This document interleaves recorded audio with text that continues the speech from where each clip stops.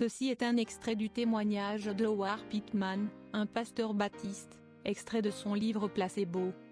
Une note de votre chaîne, pour vous informer qu'après un ministère de près de 40 ans après son expérience, le pasteur Pittman est parti définitivement pour être avec le Seigneur. Il est décédé le 19 mars 2019, à l'âge de 98 ans. Le 3 août 1979, Howard Pittman, pasteur baptiste durant 35 ans, est décédé alors qu'il se trouvait sur la table d'opération pendant une intervention chirurgicale, et a connu une expérience de mort imminente. Après que des anges lui eurent montré les deuxième et troisième cieux, il fut conduit devant le trône même de Dieu où il reçut un message à partager avec le monde. Ce qui suit est un extrait de son livre, Placebo, qui documente son extraordinaire expérience de mort imminente. Ce livre est disponible gratuitement sous format PDF, mais en anglais ou en espagnol. Voici l'introduction de son témoignage.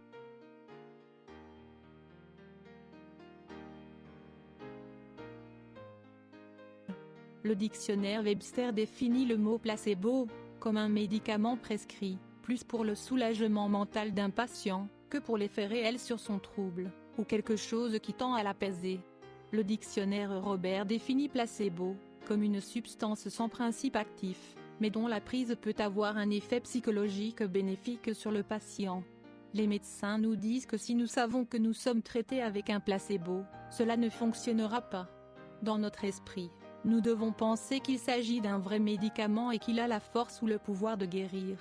Si le patient y croit, le traitement est connu pour faire des merveilles dans de nombreux cas qui n'auraient pas pu être traités autrement. Le traitement placebo n'est en fait rien de concret, mais dans l'esprit du patient, il est réel.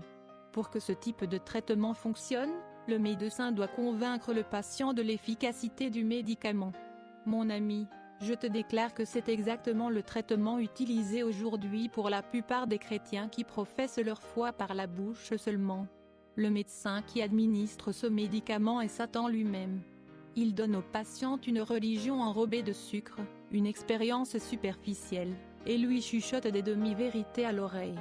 Il dit ensuite au patient que c'est réel et que c'est tout ce dont il a besoin.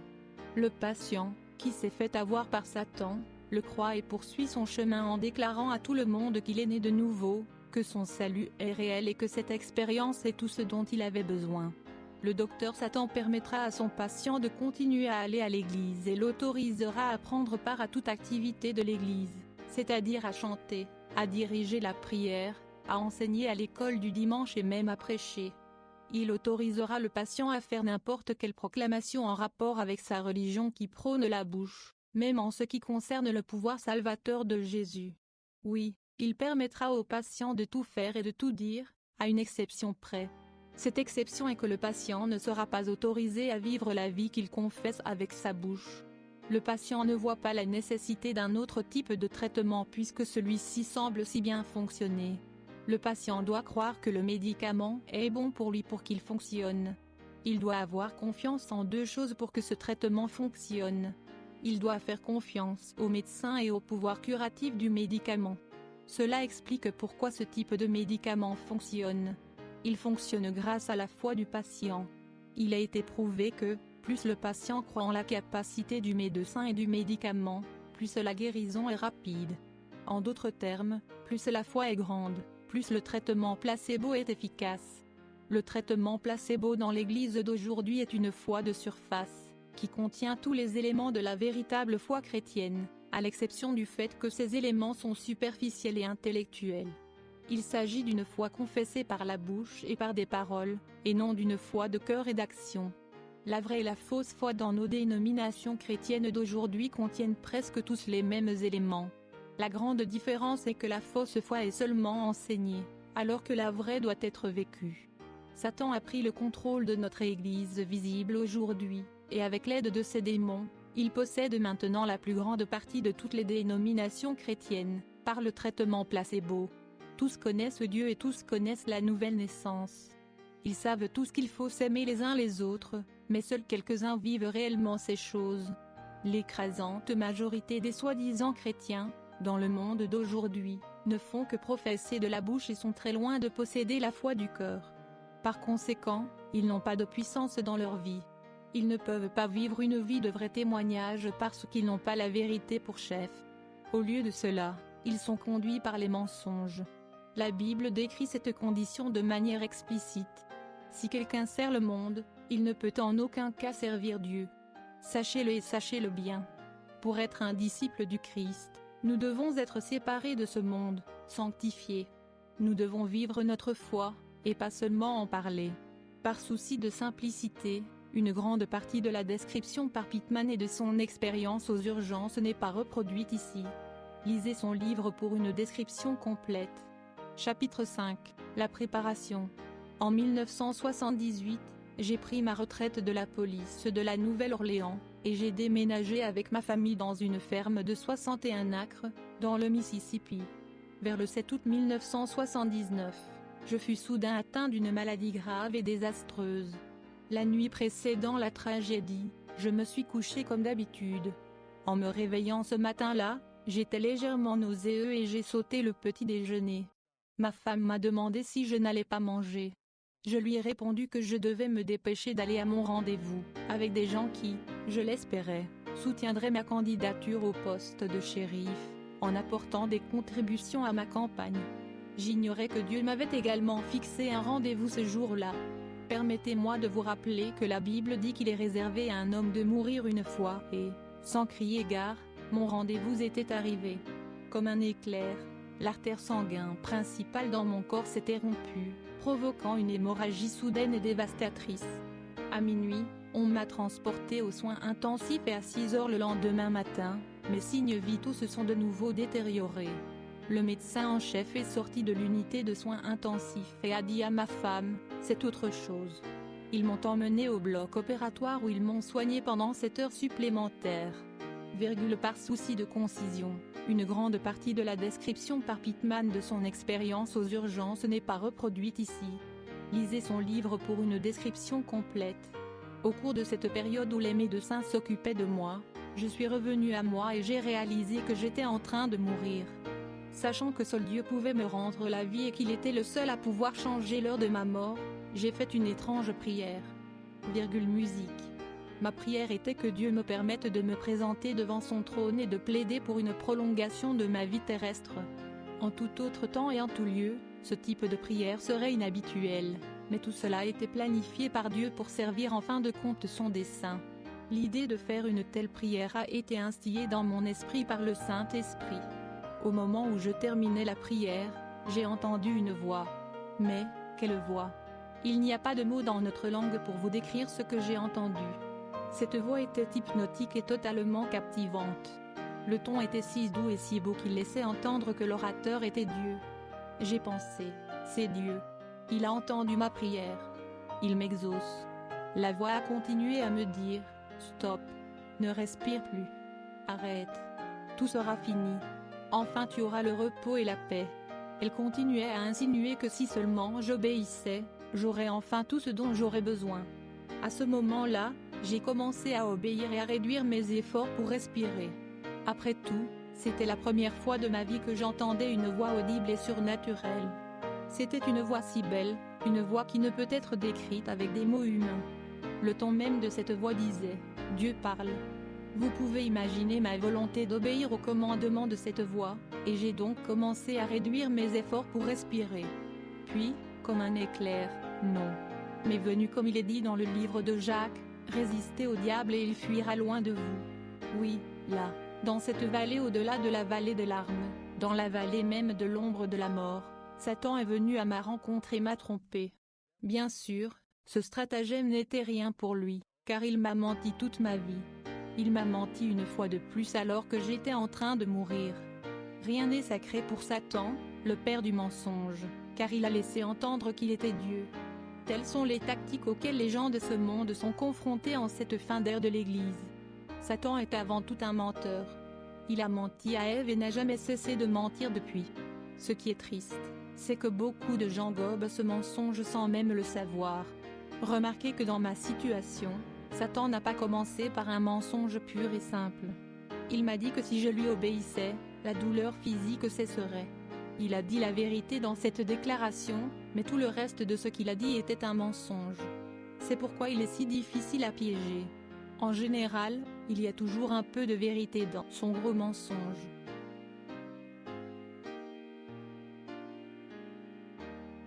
Chapitre 7, le grand tour. Ce qui s'est passé ensuite est tellement incroyable que certains auront du mal à y croire. Permettez-moi de dire d'emblée que je sais faire la différence entre les rêves, les visions et une expérience réelle. Je tiens également à souligner que si vous ne croyez pas que Satan et les démons sont des êtres réels et individuels, vous vous rendez un très mauvais service à vous-même, ainsi qu'au royaume de Dieu. Il est logique que vous ne puissiez pas comprendre ou même résister à un ennemi, si vous ne croyez pas qu'il est réel. Au moment où j'ai résisté à Satan, il s'est enfui.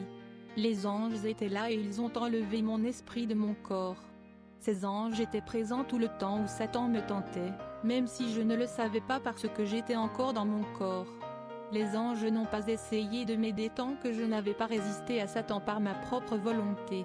La seule aide que j'ai reçue a été la révélation surnaturelle du Saint-Esprit, que la voix que j'entendais était celle de Satan et non de Dieu. C'était à moi d'obéir ou non à cette voix. Lorsque les anges ont séparé mon esprit de mon corps, ils m'ont immédiatement transporté au deuxième ciel. Nous n'avons pas eu besoin de quitter cette chambre d'hôpital pour entrer dans le deuxième ciel. Nous y sommes entrés dans la même pièce où se trouvait mon corps, en traversant un mur dimensionnel. C'est un mur que la chair ne peut pas traverser, seulement l'esprit.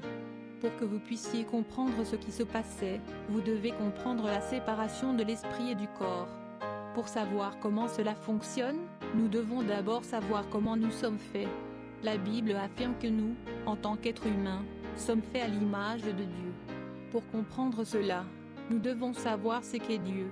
La Bible énonce 3 choses immuables à propos de Dieu. Premièrement, Dieu est esprit. Deuxièmement, Dieu est invisible et troisièmement, Dieu est immortel. Si nous sommes faits à son image, nous sommes donc des esprits, invisibles et immortels. Par conséquent, lorsque nous nous regardons dans un miroir, nous ne voyons pas notre vrai moi. Nous ne voyons que le corps, ou le vase de terre, dans lequel nous vivons. Puisque nous sommes tous à l'image de Dieu, nous serions tous en le reflet, ou identiques, les uns des autres sans notre corps physique terrestre. C'est pourquoi une âme nous a été donnée pour nous séparer les uns des autres, et faire de nous des individus à part entière. Les animaux de ce monde ont également une âme. La seule différence entre leur âme et la nôtre est que notre âme est attachée à notre esprit. Leur âme est attachée à leur corps. Lorsque leur corps périt, leur âme périt avec lui. Lorsque notre corps périt, l'âme reste avec l'esprit. Lorsque l'esprit s'est séparé de mon corps, mon âme est partie avec lui. Je suppose que la façon la plus simple d'identifier l'âme serait de dire quelle est la personnalité de chacun. Pendant tout le temps où j'étais hors de mon corps, je suis resté un individu unique, c'est-à-dire que j'ai conservé ma propre personnalité. J'ai conservé toutes mes facultés. En fait, elles avaient été grandement améliorées. Alors que nous franchissions ce mur dimensionnel pour entrer dans le deuxième ciel, je me suis retrouvé dans un monde entièrement différent, bien différent de tout ce que j'avais pu imaginer. Ce monde était occupé par des êtres spirituels aussi nombreux que les sables de la mer. Ces êtres spirituels étaient des démons, ou des anges déchus, et se présentaient sous des milliers de formes différentes. Même ceux qui avaient des formes similaires, se distinguaient par la diversité de leurs couleurs. Beaucoup de démons avaient des formes humaines, et beaucoup d'autres ressemblaient à des animaux familiers de notre monde actuel. D'autres avaient des formes trop hideuses pour être imaginées. Certaines de ces formes étaient si morbides et révoltantes que j'en avais presque la nausée. Lorsque je suis arrivé au deuxième ciel, j'ai immédiatement su dans quelle direction je devais aller pour atteindre le troisième ciel où se trouvait Dieu. Je ne sais pas comment je l'ai su, mais je l'ai su. Je savais aussi que si je voulais que ma prière soit exaucée, j'allais devoir me présenter devant Dieu le Père au troisième ciel. Je savais que je voyageais dans ce monde spirituel sous la protection du Saint-Esprit, et que les anges qui m'escortaient se déplaçaient également sous la protection du Saint-Esprit. Il peut vous sembler étrange, lecteur, que les anges aient besoin de la protection du Saint-Esprit, mais souvenez-vous de l'endroit où nous nous trouvions, le deuxième ciel. Le deuxième ciel est l'endroit où Satan a actuellement son trône. Satan n'est pas encore en enfer, bien que l'enfer soit sa destinée finale. Tous les esprits de ce monde étaient conscients de notre présence et de la protection que le Saint-Esprit exerçait sur nous. Pour vous donner une idée de la raison pour laquelle cette protection était nécessaire, permettez-moi de donner une référence biblique au pouvoir de Satan, tel qu'il est démontré dans le deuxième ciel. Le 10e chapitre du livre de Daniel raconte que Dieu a envoyé un de ses anges pour délivrer un message à Daniel. En raison de l'importance de ce message, Satan ne voulait pas qu'il soit délivré. Pour que l'ange envoyé par Dieu dans le 3e ciel puisse atteindre Daniel, il devait passer par le 2e ciel. Satan a envoyé l'un de ses princes, ou l'un de ses archanges, pour arrêter l'ange. L'ange a dû se battre et n'a pas pu passer seul, il a donc dû appeler des renforts. Dieu a dû envoyer l'un de ses princes, ou l'archange, pour aider le messager, et cela a pris 21 jours. Après avoir délivré le message, l'ange a rappelé à Daniel que lui, l'ange, devrait se battre pour revenir à travers le 2e ciel. Alors que nous nous déplacions dans ce monde, j'ai été très déçu que mon escorte ne m'ait pas emmené dans la direction du 3e ciel où se trouvait Dieu. Au contraire, nous avons pris la direction opposée. Alors que nous nous déplacions d'un endroit à l'autre dans ce monde, j'ai appris beaucoup de choses sur les démons. Dans le monde des esprits, je faisais les choses différemment de ce que nous faisons ici dans le monde physique.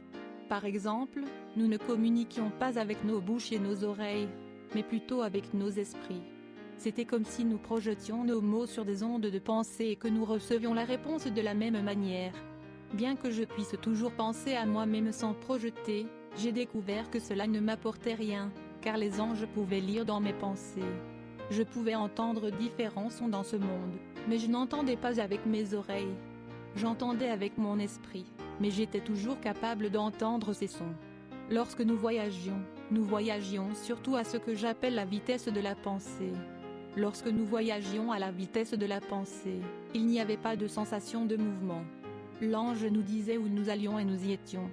Il y a eu d'autres moments où nous n'avons pas voyagé de cette manière, et j'étais très consciente du mouvement pendant le voyage. L'une de ces fois où j'étais consciente du mouvement, c'est lorsqu'ils m'ont ramené dans le monde physique et m'ont permis de voir les démons travailler ici. Nous nous déplacions ici un peu comme si nous flottions sur un nuage. Cependant, j'avais la sensation d'être en mouvement. Ne vous méprenez pas sur les démons, car ils sont bien réels. La Bible fait plus de référence aux démons qu'aux anges et souligne dans Luc 10:18 que les démons sont méchants. Marc 5:8-9 indique à quel point ils sont nombreux et Matthieu 10:1 montre qu'ils sont impurs. Matthieu 12:21-30 indique qu'ils sont sous le commandement de Satan et Matthieu 8:29 montre qu'ils peuvent posséder des êtres humains. Dans le monde des démons, il y a une répartition du pouvoir qui ressemble beaucoup à une chaîne de commandement militaire structurée avec des rangs et des ordres. Certains démons portent le titre de prince, qui est toujours le démon en charge d'une principauté. Une principauté est un territoire, une région, un lieu ou un groupe dont la taille peut varier de celle d'une nation à celle d'une personne. Lorsque Satan assigne une tâche à un prince, celui-ci reçoit l'autorité d'agir au nom de Satan et d'utiliser tous les moyens nécessaires ou disponibles pour accomplir sa tâche. Lorsque nous avons commencé la visite du 2e ciel, les anges ont commencé par me montrer les différents types de démons.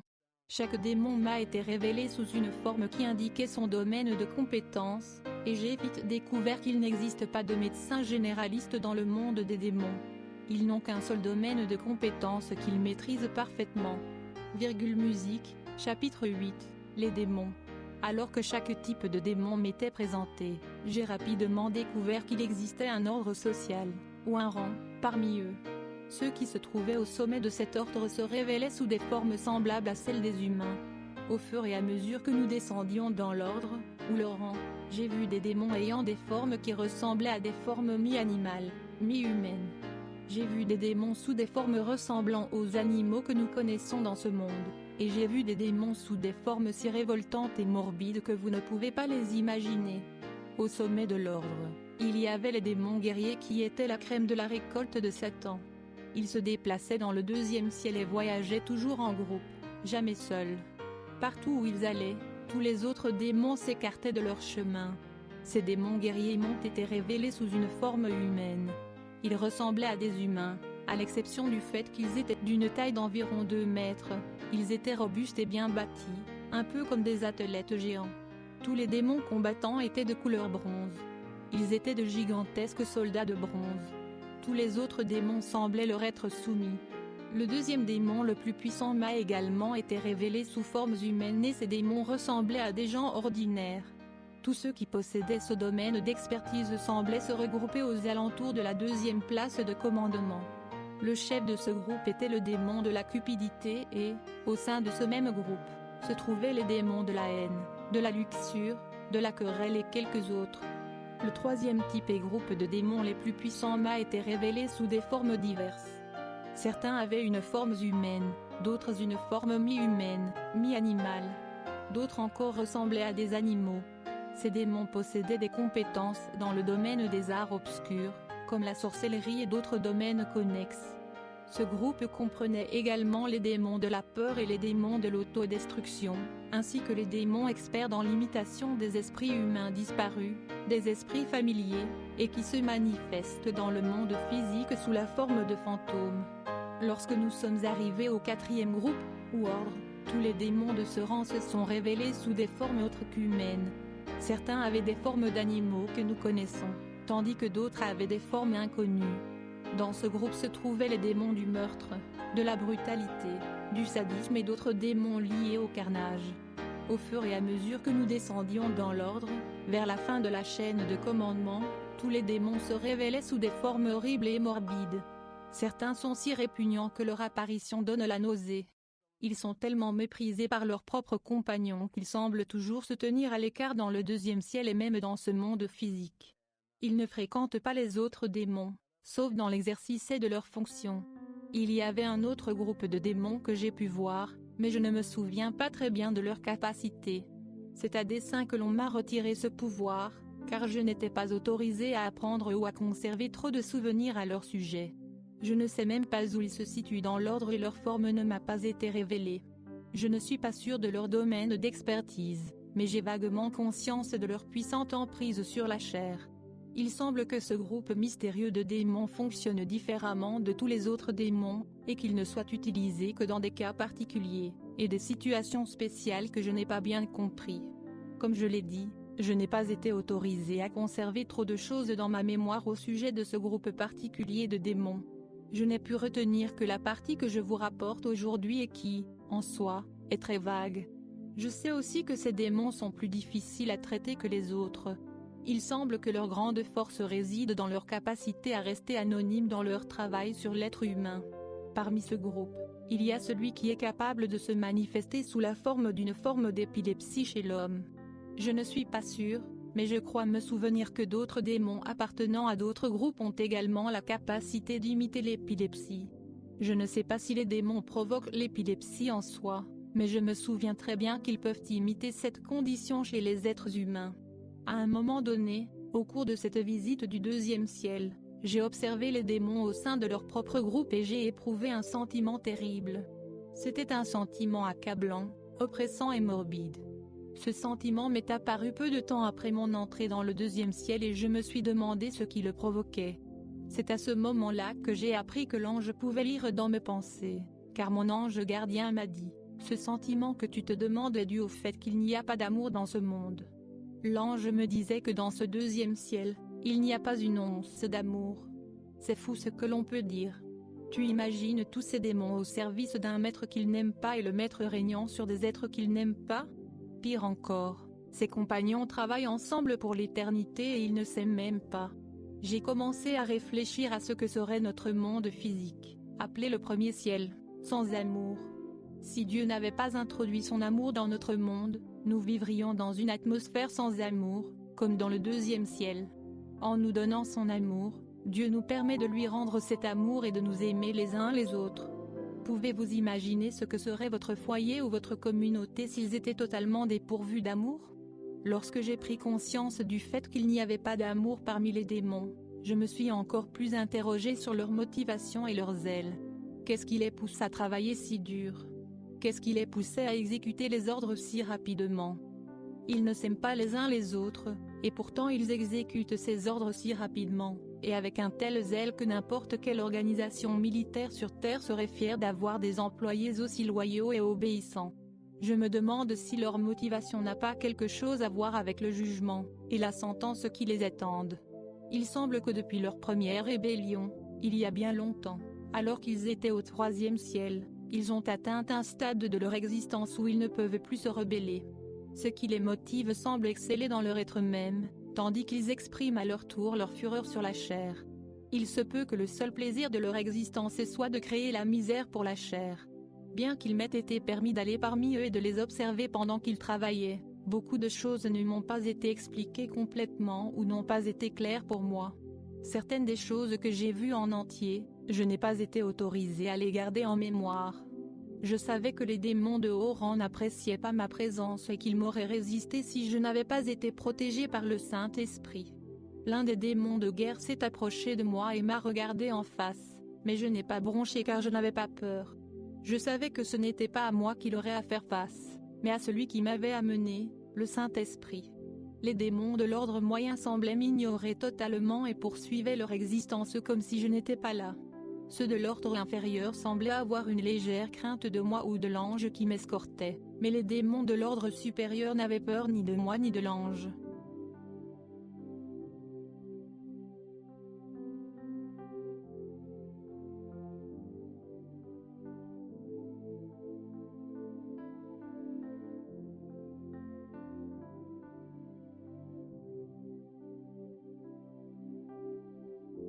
Mon escorte m'a informé qu'il voulait que je voie un démon en train de posséder un être humain.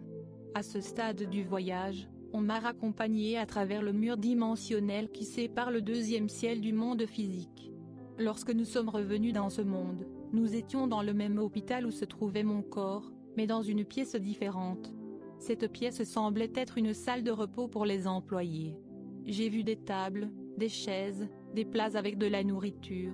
Et dans la pièce il y avait un jeune homme et une jeune femme qui se faisaient face en riant et en parlant. Il était évident qu'ils ne pouvaient pas voir les anges, mais j'étais si proche d'eux que je pouvais presque tendre la main et les toucher. Je pouvais entendre et comprendre chaque mot qu'ils prononçaient.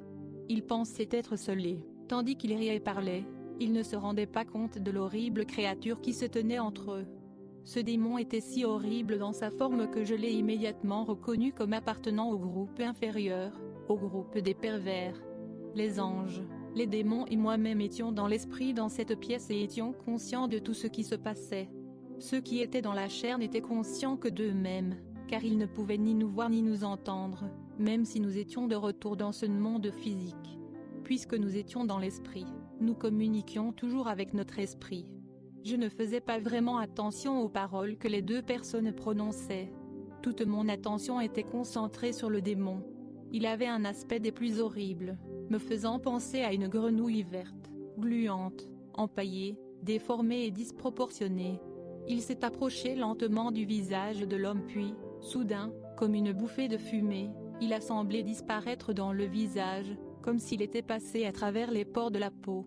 Lorsque le démon a pénétré dans l'homme, les anges ont dit « Maintenant, c'est fait ». L'ange m'a alors expliqué comment cet homme avait été possédé. Il a dit, le démon s'est rendu désirable et attirant pour l'homme. L'ange m'a ensuite fait remarquer que l'homme a une volonté souveraine, qui lui est propre, et que les démons ne peuvent pas la dépasser. Il m'a également fait remarquer que les anges ne pouvaient pas aller au-delà de cette volonté souveraine de l'homme. Dieu lui-même ne violera pas cette volonté. Nous sommes faits à l'image de Dieu, c'est pourquoi nous avons reçu, comme Dieu, une volonté souveraine, le droit de choisir notre destin. Il ne m'a pas été permis de retenir tout ce que j'ai appris à ce sujet. Je me souviens à peine qu'il existe un autre processus, dans certaines circonstances données, par lequel les démons peuvent posséder ou être autorisés à pénétrer dans de jeunes enfants. Il semble que les démons de ce groupe mystérieux soient ceux qui sont autorisés à le faire. D'après ce dont je me souviens, ce n'est que dans des circonstances très inhabituelles que cela peut se produire. D'après ce que les anges m'ont dit, plus de 90% de tous les cas d'activité démoniaque chez les êtres humains se limitent à ceux qui ont atteint ou dépassé l'âge de la responsabilité. Au cours de l'entretien qu'il m'a accordé, l'ange a souligné que tous les enfants de Dieu ont reçu un pouvoir sur tous les démons et peuvent les chasser, mais ce pouvoir repose sur la foi du chrétien. Il ne fonctionnera que si le chrétien sait sans aucun doute ce qu'il fait. Certains chrétiens ont reçu un don spécial dans ce domaine. Ce sont ceux qui ont été appelés spécifiquement par le Saint-Esprit à un ministère de délivrance. Et dans presque tous les cas, ceux qui sont appelés à un ministère de délivrance ont aussi reçu le don de discernement. Lorsqu'une personne commande à des démons de sortir, il est très important de savoir à quel esprit elle a affaire. Dans les rares cas où des enfants sont possédés, ce n'est plus si rare, mesdames et messieurs. Un certain nombre d'enfants sont possédés aujourd'hui à cause des portes ouvertes à l'ennemi. Il faut un effort particulier et une perspicacité divine dans chaque cas pour les délivrer. Un tel cas a été rapporté dans la Bible en Matthieu 17, 14-21. Tous les chrétiens ont potentiellement la capacité de commander aux démons de sortir. Mon accompagnateur m'a dit qu'il voulait que je voie l'activité des démons dans le monde extérieur. On m'a alors escorté à l'extérieur de l'hôpital, directement à travers le mur de briques, dans les rues de la ville. J'ai été stupéfait de voir toute l'activité des êtres humains dans le monde physique. Ils vaquaient à leurs occupations quotidiennes, sans se douter qu'ils étaient traqués par des êtres du monde spirituel. J'étais totalement sidéré et horrifié de voir les démons, sous toutes leurs formes, se déplacer à leur guise parmi les humains. Si j'ai appris que les démons ne pouvaient pas intervenir dans la vie d'une personne contre leur volonté, j'ai également appris que les anges ne pouvaient pas le faire non plus. Chaque chrétien né de nouveau a un ange gardien et avant que la vie de ce chrétien ne s'achève, il faudra peut-être toute une armée d'anges pour le garder. J'ai appris que les anges gardiens se battent pour nous, mais qu'ils ne peuvent pas se battre dans le domaine de notre volonté. Le combat qu'ils mènent est en quelque sorte la protection de notre côté aveugle. Ils s'opposent aux démons lorsque ceux-ci nous attaquent en dehors de la zone de notre volonté. Ils ne peuvent pas s'opposer aux démons lorsque ceux-ci nous attaquent par notre propre volonté. N'oubliez pas que nous sommes créés à l'image de Dieu et que, comme lui, nous avons une volonté souveraine. J'ai appris que les démons combattent les anges s'il le faut, mais qu'ils préfèrent ne pas le faire. Ils trouvent qu'il est plus facile et plus sûr de nous détruire par notre propre volonté, là où les anges ne peuvent pas interférer, plutôt que de sortir de notre volonté où ils devraient combattre les anges personnellement. Pour cette raison, les démons ont développé de grandes compétences dans le domaine de la tromperie. Ils se déplacent dans nos vies par la tromperie et la ruse et nous laissent totalement inconscients de leur activité. J'ai appris que tous les démons ne se trouvent pas dans le deuxième ciel.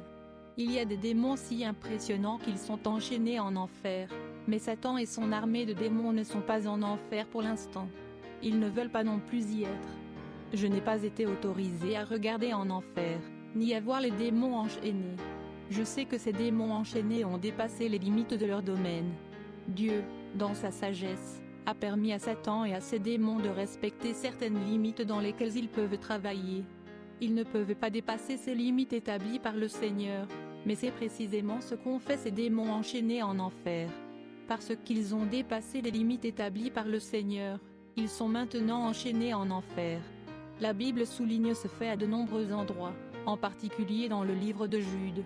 Chaque fois que Satan dépasse ses limites, il doit recevoir la permission de Dieu. Dans le cas de Job, cette permission lui a été accordée, mais dans le cas de Pierre, elle ne lui a pas été accordée. Les démons qui travaillent sur les enfants n'ayant pas l'âge de rendre des comptes, ne peuvent le faire qu'après avoir obtenu cette permission spéciale. Je pourrais ajouter qu'une porte légale a été ouverte par un ou plusieurs péchés qui ont donné aux X-démons un droit en premier lieu. Il ne m'a pas été précisé quelles sortes de circonstances doivent être réunies pour que Dieu accorde sa permission, bien qu'il m'ait été clairement indiqué que dans certaines circonstances, la permission est accordée. Cependant, la permission de travailler sur des enfants n'ayant pas encore atteint l'âge de la responsabilité est rarement accordée. Regardez autour de vous depuis qu'il a obtenu cela. Les choses ont changé, les portes sataniques ont été ouvertes. Davantage par les parents. La plupart du temps, cette permission spéciale est refusée à Satan, mais dans ces derniers jours, nous pouvons nous attendre à une augmentation substantielle de l'activité démoniaque, non seulement chez les adultes, mais aussi chez les enfants. C'est de cette augmentation de l'activité démoniaque que le Seigneur nous a mis en garde dans Marc 13, 22 lorsqu'il a parlé des miracles incroyables que les faux prophètes feraient dans les derniers jours. Il est difficile de comprendre pourquoi le Seigneur permettrait aux démons d'agir à travers les enfants. Les démons qui sont réservés dans les chaînes n'ont pas obtenu la permission pour leur activité qui a violé les restrictions établies par notre Seigneur. Leurs actes illégaux sont relatés dans Genèse 6, 2-5. Parce qu'ils n'ont pas obtenu la permission, ils ont reçu une sentence immédiate.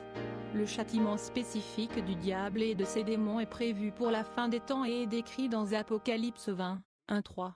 Comme vous le savez, l'étang de feu a été créé pour le diable et ses démons comme leur destin éternel. À notre époque, nous devons être sur nos gardes, pour éviter les flèches enflammées de Satan, la tromperie et la tentation qui sont autorisées dans les limites de la volonté permissive du Seigneur. Il y a une limite de temps fixée par le Seigneur dans laquelle les démons peuvent agir, mais cette période n'a pas encore été accomplie. En tant que chrétiens, nous pouvons les lier sous l'autorité de Jésus, mais ce n'est pas permanent. Nous ne pouvons pas les jeter en enfer, car seul Dieu peut le faire. C'est pourquoi il est très important qu'une personne qui vient d'être délivrée soit correctement instruite pour rester dans la volonté du Seigneur, de peur qu'elle ne soit à nouveau affligée. Un chrétien peut chasser les démons d'une personne perdue, mais si cette personne n'est pas sauvée et ne demeure pas dans la volonté du Seigneur, il est possible que les démons reviennent. Voir Matthieu 12, 43-45. Les démons sont des êtres spirituels réels et individuels, et ce sont eux qui manipulent tout le mal dans le monde d'aujourd'hui. Cela m'a été montré alors que j'étais dans le monde des esprits, voyageant dans les rues d'une ville et observant avec horreur les démons qui s'affairaient à corrompre les hommes. Bien que nous êtres humains soient des êtres spirituels, nous sommes confinés dans des corps physiques. La grande bataille spirituelle qui fait rage aujourd'hui, oppose l'esprit de l'homme aux forces spirituelles du mal, dirigées par Satan, qui se disputent le contrôle et la manipulation de nos corps charnels et physiques. Nos esprits combattent par la foi et par notre volonté souveraine, tandis que le diable et ses anges déchus combattent par la tromperie, la ruse, l'astuce et la tentation. Vous ne devez pas vous méprendre sur cette guerre ou sur les armes utilisées, car les Écritures sont claires. J'ai vu ces démons se disputer le contrôle de ce corps humain. Il peut vous sembler que l'humanité est largement dominée par ces esprits, parce qu'ils sont capables de voir et d'entendre tout ce que nous pensons, ce que nous disons et faisons, alors que nous sommes totalement incapables de percevoir la moindre de leurs activités. Il est très difficile de combattre un ennemi que l'on ne voit pas, que l'on n'entend pas et que l'on ne sent pas, mais si l'on fait confiance au Seigneur, on n'a rien à craindre. Parfois, même le chrétien le plus fort peut douter de leur existence et de leurs activités, ce qui leur facilite la tâche. Cependant, l'homme n'a pas été laissé sans défense. Créé à l'image de Dieu, l'homme, comme Dieu, a une volonté souveraine, et aucun esprit ne peut violer cette volonté sans la permission de la personne elle-même. C'est pourquoi ces démons ont développé de grandes compétences en matière de tromperie. Le principe de base de leurs opérations est de rendre quelque chose de mauvais, aussi désirable, beau et non menaçant que possible, afin que la personne tentée baisse sa garde, et accepte ce qui est utilisé pour causer le péché. Une fois que quelqu'un est trompé, il devient plus facile pour la tromperie de perdurer. Dans le cas de la possession, il est plus facile pour le démon de maintenir son contrôle. L'homme dispose d'un autre grand moyen de défense, l'ange gardien.